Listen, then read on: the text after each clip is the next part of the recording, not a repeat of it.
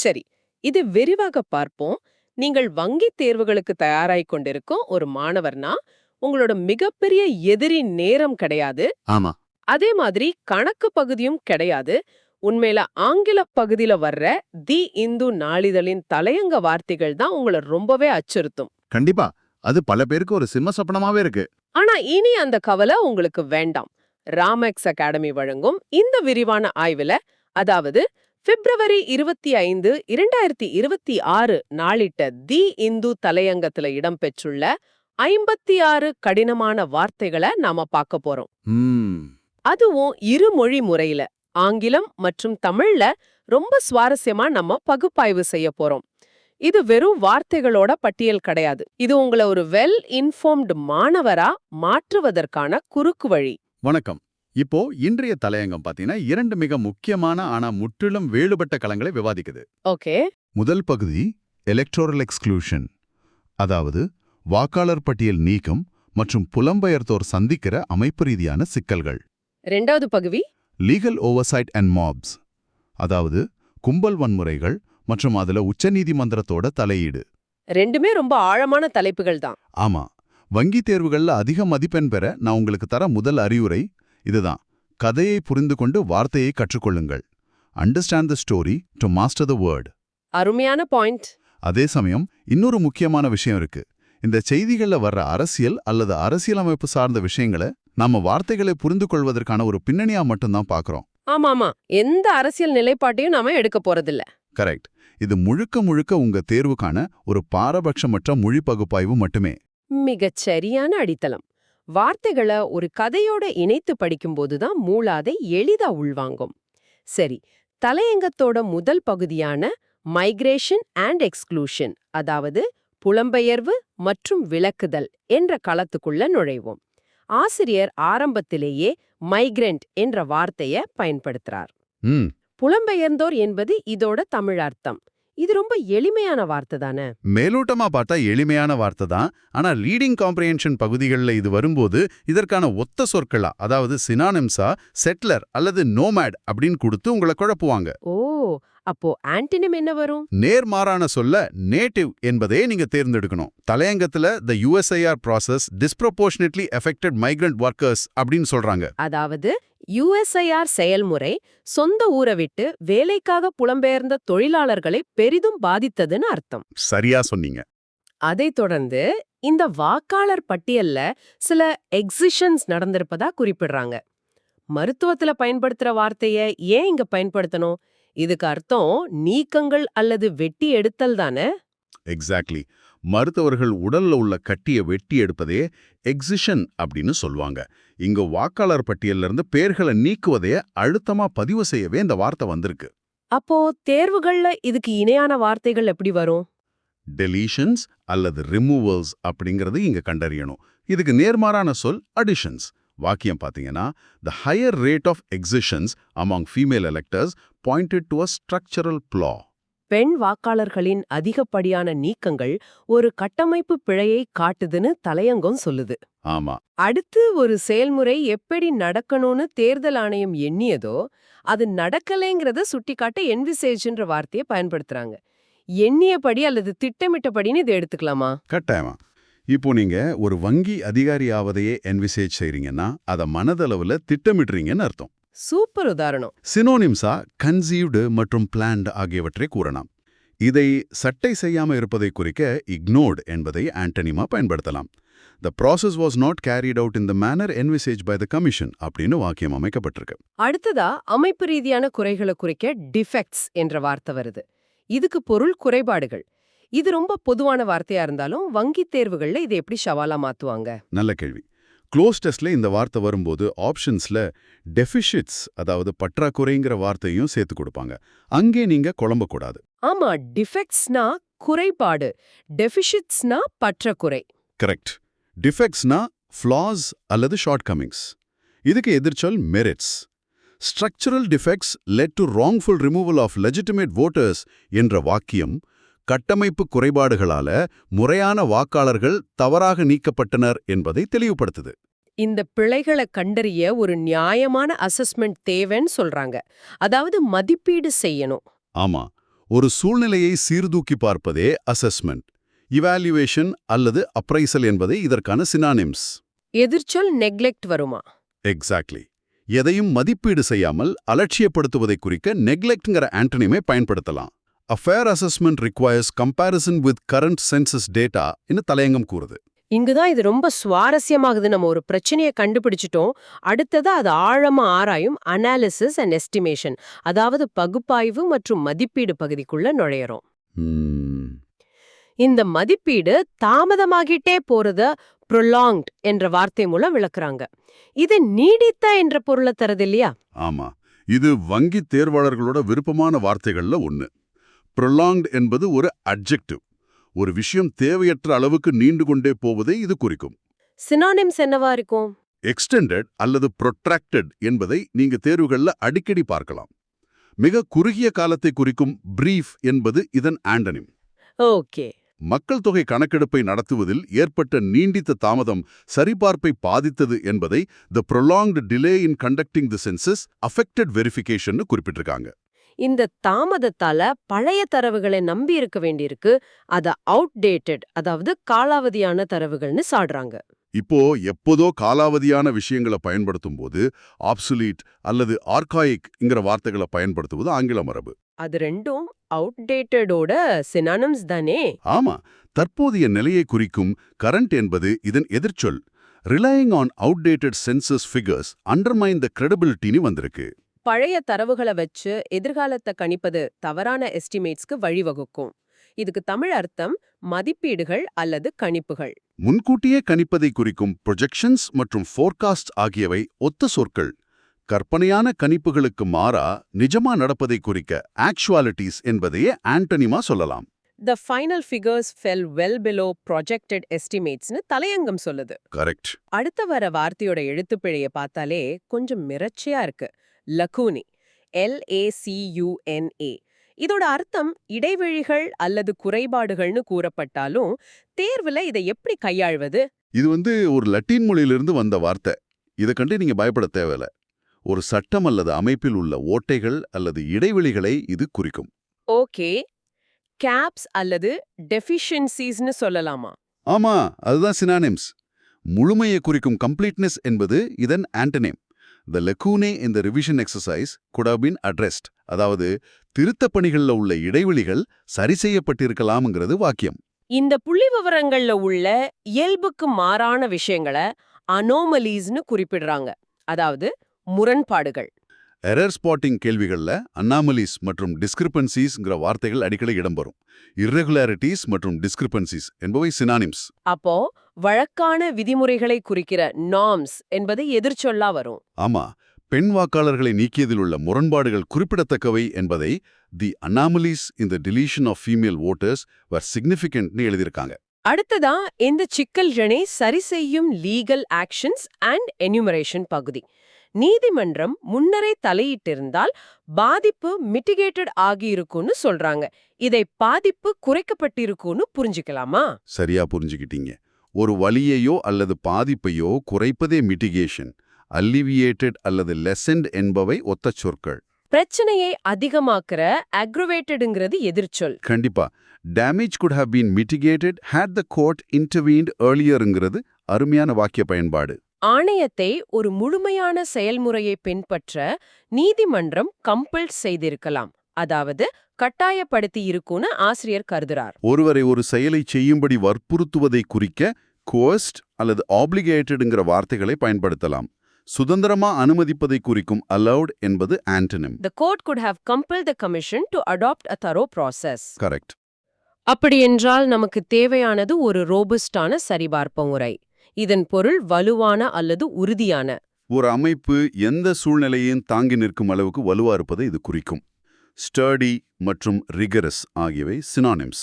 எளிதில் உடைந்துவிடக்கூடிய ஃப்ரெஜைல் என்பது இதன் எதிர்ச்சொல். ஆமா, a more robust verification method was neededன்னு தலையங்கம் குறிப்பிடுது.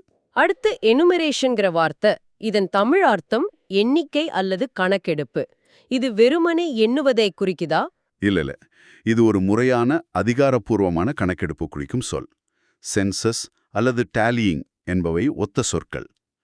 தோராயமா கணிப்பதை குறிக்கும் எஸ்டிமேஷன் என்பதே ஆண்டனிமா எடுத்துக்கலாம்.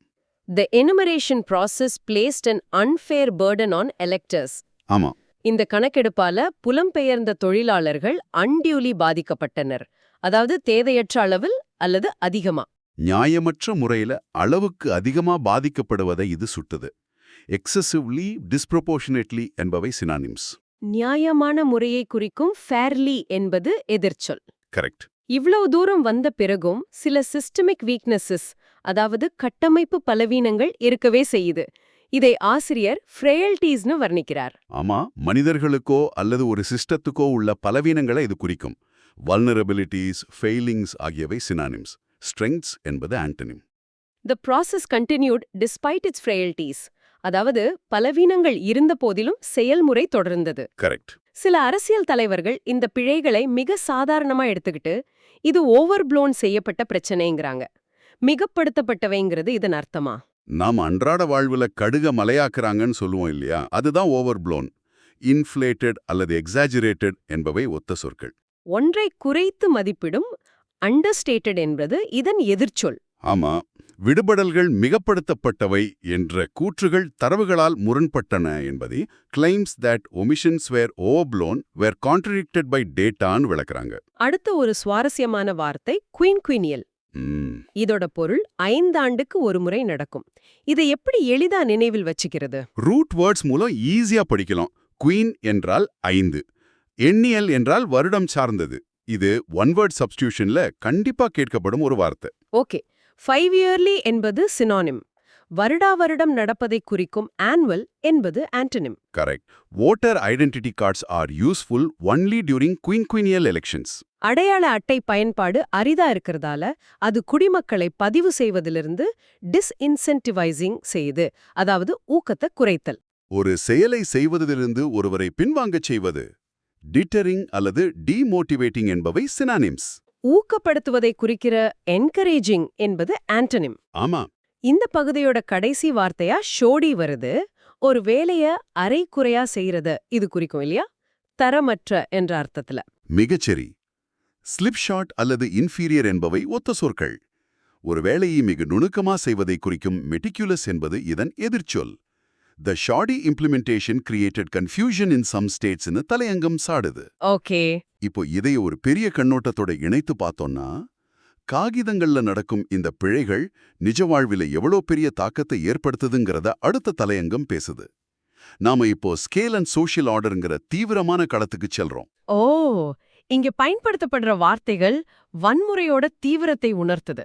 முதல் வார்த்தை ஹியூமங்கஸ். இதோட பொருள் மிக பெரிய.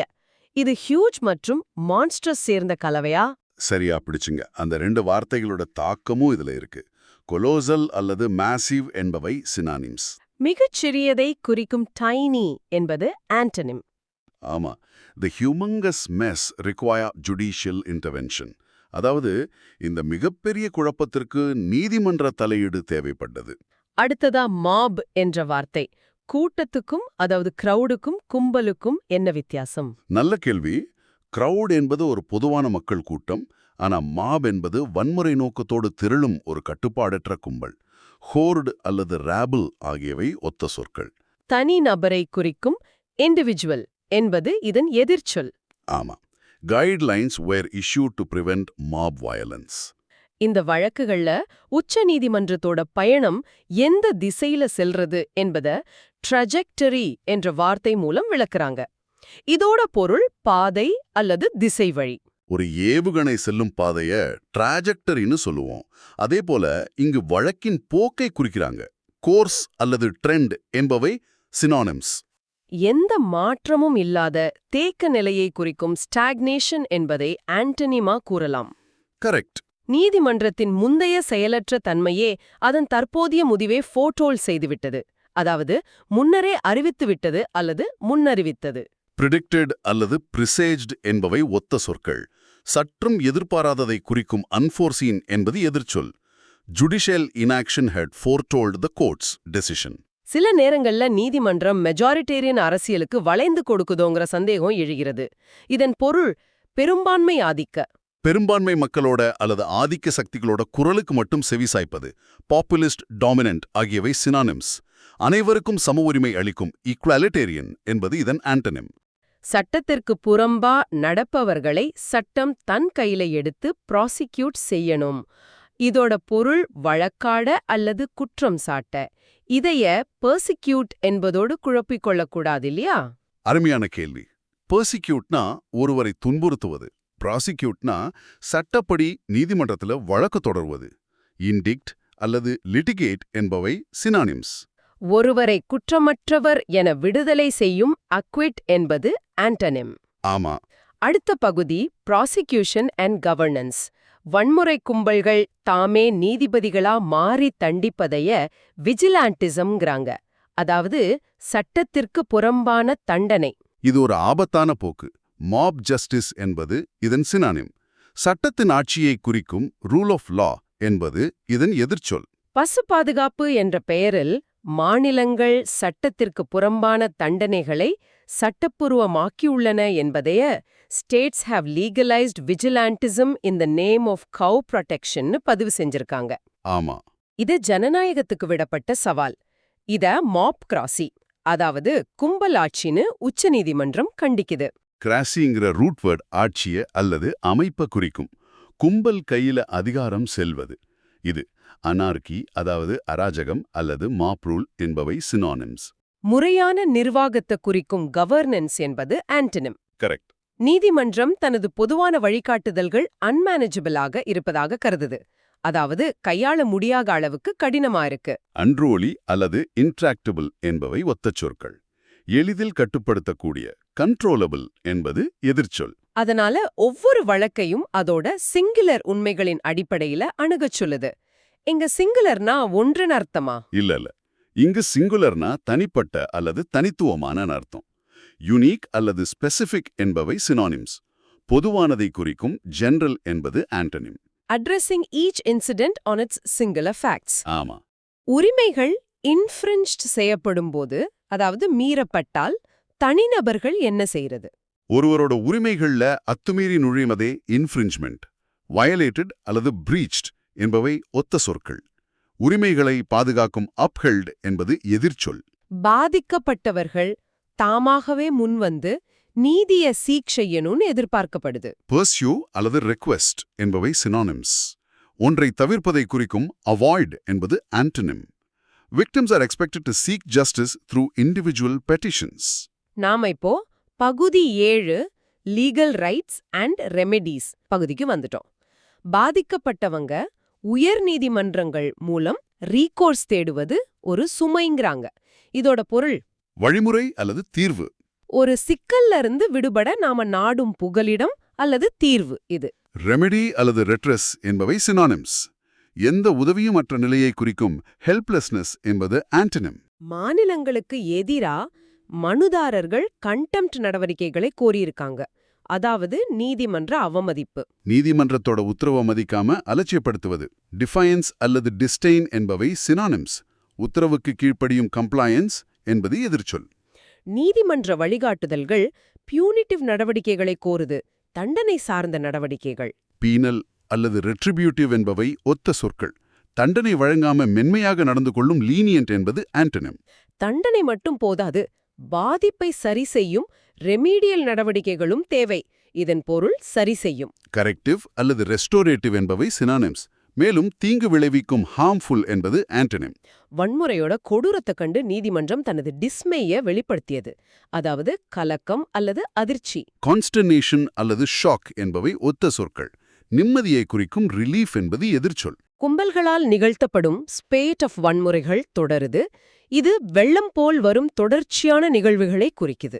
ஒரு மோசமான விஷயம் குறுகிய காலத்துல சரமாரியா நடப்புது. இது ராஷ் அல்லது வேவ் என்பவை சினானிம்ஸ்.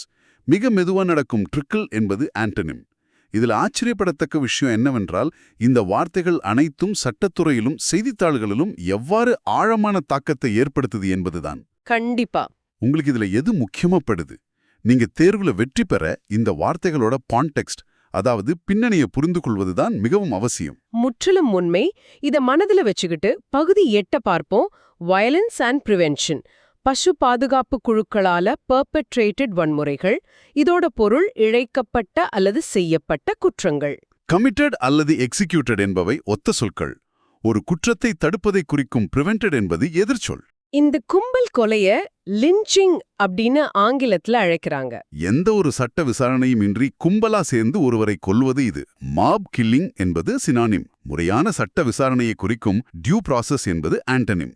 சமூக ஒழுங்கிற்கு அச்சுறுத்தலா உள்ள இந்த வன்முறை கர்ப்டு செய்யப்படணும், அதாவது கட்டுப்படுத்தப்படணும். சப்ரஸ்ட் அல்லது ரெஸ்ட்ரெயின்ட் என்பவை ஒத்த சொற்கள். கட்டவிழ்த்து விடப்படும் அன்லீஷ்ட் என்பது இதன் எதிர்ச்சொல். வன்முறை கலாச்சாரம் கிரிப்பிள்டு செய்யப்படணும், செயலிழக்கச் செய்யப்படணும். இன்கபாசிட்டேட்டட் அல்லது டிசேபிள்ட் என்பவை சினானிம்ஸ். மேலும் வலுப்படுத்துவதை குறிக்கும் ஸ்ட்ரெங்தன்ட் என்பது ஆண்டனிம். குடிமக்களை பாதுகாக்கும் கடமை சாக்ரோசாங்க்ட் ஆனது, அதாவது புனிதமானது. இது தேர்வுகள்ல அடிக்கடி வர்ற வார்த்தை இல்லையா? ஆமா, எக்காரணம் கொண்டும் மீறக்கூடாத ஒரு புனிதமான விஷயத்தை இது குறிக்கும். இன்வைலபிள் அல்லது ஹோலி என்பவை சினானிம்ஸ். புனிதத்தன்மையை கெடுக்கும் ப்ரோஃபேன் என்பது ஆண்டனிம். இந்த விவகாரத்துல நீதிமன்றம் ஒரு வாட்ச்டாகாக செயல்பட்டது, அதாவது கண்காணிப்பு அமைப்பு. கார்டியன் அல்லது ஓவர்சீர் என்பவை சினானிம்ஸ். வேடிக்கை பார்க்கும் பைஸ்டாண்டர் என்பது எதிர்ச்சொல். மிக வேகமா நாம பகுதி 9 அடைந்து விட்டோம். Restraint and protection. வழிகாட்டுதல்களிலிருந்து நீதிமன்றத்தின் படிப்படியான ரீட்ரீட். இதன் பொருள் பின்வாங்கல். முன்னெடுத்த ஒரு நிலைப்பாட்டிலிருந்து பின்வாங்குவது. வித்ட்ராயல் அல்லது பேக்டவுன் என்பவை சினானிம்ஸ். முன்னேறிச் செல்லும் அட்வான்ஸ் என்பது ஆன்டினிம். வழிகாட்டுதல்களை கையாள முடியாது என்ற நீதிபதியின் ப்ரொனவுன்ஸ்மெண்ட். இதன் அர்த்தம் அறிவிப்பு அல்லது தீர்ப்பு. டெக்ளரேஷன் அல்லது ரூலிங் என்பவை ஒத்த சொற்கள். அமைதியாக இருக்கும் சைலன்ஸ் என்பது எதிர்ச்சொல். காவல்துறை சட்டத்திற்கு பிடலிட்டியோட செயல்படணுங்கிறாங்க. விசுவாசம் என்று அர்த்தம். அல்லது அட்ஹேரன்ஸ் என்பவை சினானிம்ஸ். துரோகத்தை குறிக்கும் ட்ரெச்சரி என்பது ஆண்டனிம். குடிமக்கள் நீதிமன்றத்தோட இன்டர்வென்ஷனை நாட வேண்டியிருக்கு. இதன் பொருள் தலையீடு. இன்டர்செஷன் என்பது சினானிம். எந்த நடவடிக்கையும் எடுக்காத இன்ஆக்ஷன் என்பது எதிர்ச்சொல். வன்முறை மிகவும் மான்ஸ்டர்ஸாக வளர்ந்திருக்கு, அதாவது கொடுமையான அல்லது அரக்கத்தனமான.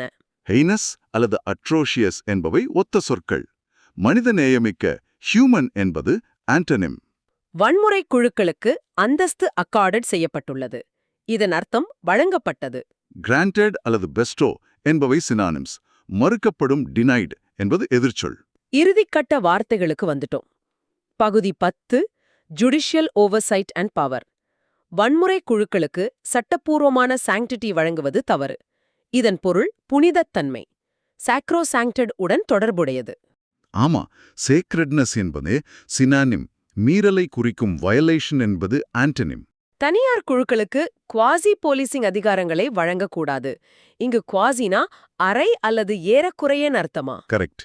முழுமையான காவல்துறை அல்லாத, ஆனா அது போலவே செயல்படும் அரை அதிகாரப்பூர்வ காவல் இது. அன்ஆஃபிஷியல் போலீசிங் என்பது சினானிம். ஆஃபிஷியல் போலீசிங் என்பது ஆண்டனிம். நீதிமன்ற உத்தரவுகளின் பிளேட்டன்ட் மீறல் நடக்குது.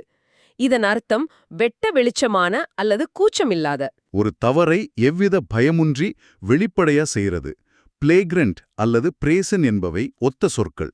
நுட்பமான அல்லது மறைமுகமான சப்டல் என்பது எதிர்ச்சொல். மாநிலங்கள் நீதிமன்றத்தின் டைரக்டிவ்ஸை புறக்கணித்தன. இதன் பொருள் உத்தரவுகள் அல்லது வழிகாட்டுதல்கள். மாண்டேட்ஸ் அல்லது ஆர்டர்ஸ் என்பவை சினானிம்ஸ். வெறும் பரிந்துரைகளான சஜஷன்ஸ் என்பது ஆண்டனிம். இதன் விளைவா வன்முறை அனுபேட்டடாக தொடருது, அதாவது குறையாமல் அல்லது ஓய்வில்லாமல். லிலன்ட்லெஸ் அல்லது இன்செசன்ட் என்பவை ஒத்த சொற்கள்.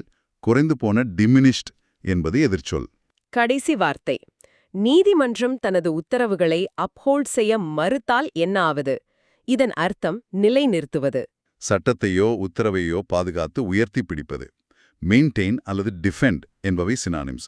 அதை ரத்து செய்யும் ஓவர்டர்ன் என்பது ஆண்டனிம். அப்படியென்றால் இதன் ஒட்டுமொத்த அர்த்தம் என்ன?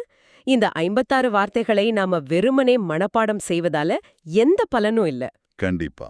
தேர்வுல இதை எப்படி பயன்படுத்துறது என்பதுல தான் சூட்சுமம் அடங்கி இருக்கு. சரி, இப்போ பகுதி 11க்கு செல்வோம். Idiom of the day and bank exam strategy. இன்றைய இடியம் என்னவென்றால் வாஷ் ஒன்ஸ் ஹேண்ட்ஸ் ஆஃப். இது கைகளை கழுவது பற்றியது இல்லையா? நிச்சயமா இல்ல. இதற்கான தமிழ் அர்த்தம் பொறுப்பை துரத்தல் அல்லது ஒதுங்கிக் கொள்ளுதல். இதோட meaning to deliberately withdraw responsibility. Okay. இதோட ஆரிஜின், அதாவது தோற்றம், பைபிள்ல வர்ற பாண்டியஸ் பிலேட் என்பவரிடமிருந்து வருது. வாக்கியத்தில் இதன் பயன்பாட்டை பார்ப்போம். தி administration appeared to wash its hands of the crisis, shifting the blame to regional authorities. அதாவது நிர்வாகம் நெருக்கடிக்கான பொறுப்பை துறந்து பழியை பிராந்திய அதிகாரிகள் மீது சுமத்தியது போல தோன்றியது. மிக சரியான விளக்கம். இப்போ வங்கித் தேர்வில் வெற்றி பெறுவதற்கான 3 முக்கிய உத்திகளை நீங்க கட்டாயம் தெரிஞ்சுக்கணும். 1. கன்சிஸ்டன்சி. இன்று நாம பார்த்த அந்த 56 வார்த்தைகளையும் தினமும் ஒரு முறையாவது திருப்புதல் செய்யணும். 2. அப்ளிகேஷன். இன்று நீங்க கற்ற வார்த்தைகள்ல குறைந்தது 5 வார்த்தைகளையாவது உங்க சொந்த வாக்கியங்கள்ல பயன்படுத்தி பாருங்க. 3. கான்டெக்ஸ்ட். இந்த வார்த்தைகளை நேரடியாக காண அசல் தி ஹிந்து தலையங்கத்தை இன்றே தவறாமல் படிங்க. இது மிகச்சரியான உத்தி. ஒரு மொழியை கற்றுக்கொள்வது என்பது ஒரே இரவுல நடக்கிற வித்த கிடையாது. அது ஒரு பயணம். ஆமா, அது தொடர்ச்சியான பயிற்சியின் மூலமே நீங்க வசப்படுத்த முடியும். இதையே தான் நாங்களும் உங்களுக்கு சொல்றோம். Success is the sum of small efforts repeated day in and day out. அருமையான கோட். வெற்றி என்பது நாள்தோறும் தொடர்ந்து செய்யப்படும் சிறு சிறு முயற்சிகளின் கூட்டுத்தொகையே ஆகும். உங்களுக்கு இந்த விரிவான ஆய்வு ரொம்ப பயனுள்ளதா இருந்திருக்கும் நம்புறோம். தினசரி இந்து நியூஸ் பேப்பர் எடிட்டோரியல் ஆங்கில வார்த்தைகளை மற்றும் அதோட பகுப்பாய்வுகளை உடனுக்குடன் பெற ராமேக்ஸ் அகாடமியை பின்தொடருங்கள். Follow and subscribe. மறக்காம பெல் ஐகானையும் கிளிக் பண்ணுங்க. முடிப்பதற்கு முன் உங்களுக்கு ஒரு சிந்தனைக்கான இறுதிச் செய்தியை விட்டுச் செல்றேன். வார்த்தைகள் தான் சட்டத்தையும் சமூகத்தையும் புரிஞ்சு கொள்ளும் நமது திறனை வடிவமைக்குது என்றால், தினமும் தலையங்கங்களை படிக்காமல் தவிழ்ப்பதன் மூலம் நாம எத்தனை முக்கியமான அரசியல் மற்றும் சமூக நுணுக்கங்களை இழந்து கொண்டிருக்கோம். இன்று நீங்கள் கற்ற இந்த 56 வார்த்தைகள் நாளைய செய்தியை நீங்க படிக்கும் விதத்தை எப்படி அடியோட மாற்றப் போகுது என்பதை சற்றே சிந்தித்துப் பாருங்கள். உங்கள் கற்றல் பயணம் சிறக்க வாழ்த்துகள். தொடர்ந்து இணைந்திருங்கள். அடுத்த விரிவான ஆய்வில் சந்திப்போம்.